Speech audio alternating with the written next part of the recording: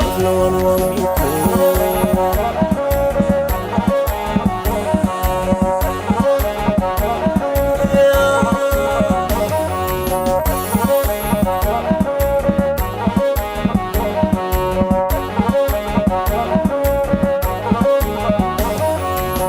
Akikabna wame waniko yaadana raqaba markamni jajjabeera famu sadogoftan qaba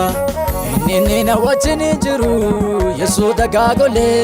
faana ko jabeesheera inno diina narraaqole inni na wajjin jiru yesu dagaagole faana ko jabeesheera inno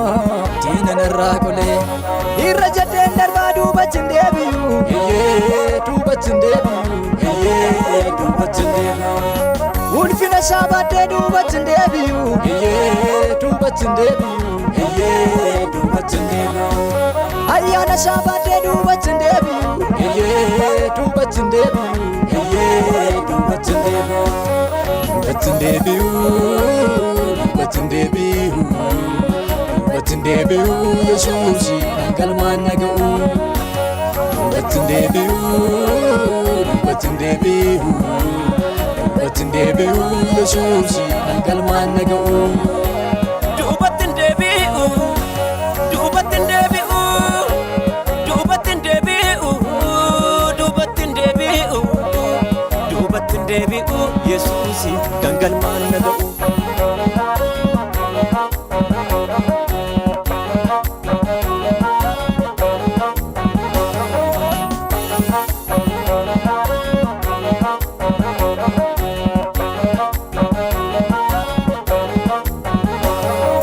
Guddaa jira dura koo fudhachuun adeema ergani waamamee isaati maaliif arraafama bitaa fi mirga koo ilaalee maaltu na yaaddessa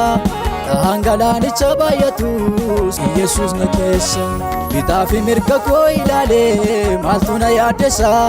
dhahaan galaanicha baay'atus Yesuus na keessa Yesuus na keessa Yesuus na keessa Yesus na keessa isaatu cimsee naga keessa Yesus na keessa Yesus na keessa Yesus na keessa isaatu cimsee naga keessa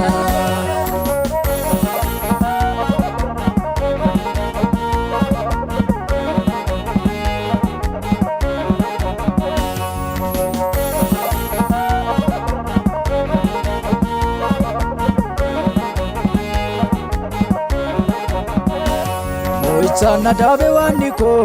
yaada narraa qaba dura koo darbeera wenne harka koo na qaba erganni na waame waniko halaala na abbaddu afaan koo galataan guuteera akkani faarfaddu akkani faarfaddu akkani faarfaddu akkani faarfaddu akkani faarfaddu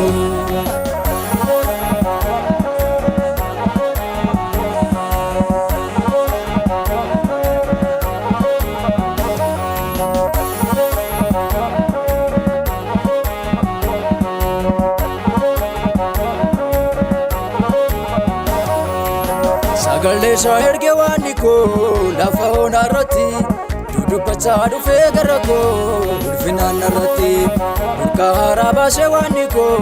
dhugeelee buubaa dhahaan galaana abboomamu lafa yaadeen gahaa burqaa haaraa baasee waaniko dhugeelee buubaa dhahaan galaana abboomamu lafa yaadeen gahaa egaa yaaddu maaliin qaba erganni dhufee gara koo Honduma sana ragate yaadoo dhiibbina mudaa egaa yaaddoo maaliin qaba erganni dhufee gara koo honduma sana ragate yaadoo dhiibbina mana koo egaa yaaddoo maaliin qaba erganni dhufee gara koo honduma sana ragate yaadoo dhiibbina baakoo egaa yaaddoo maaliin qaba erganni dhufee gara koo honduma sana ragate yaadoo dhiibbina baakoo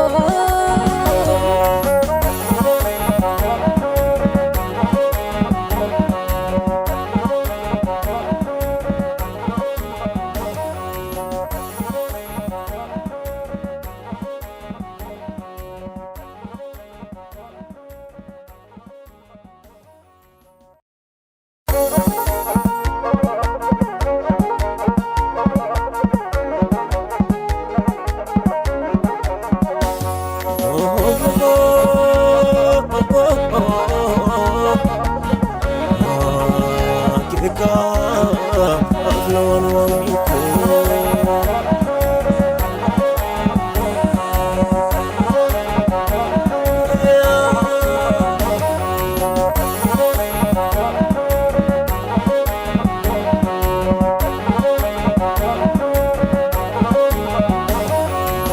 Ake kam na wame wan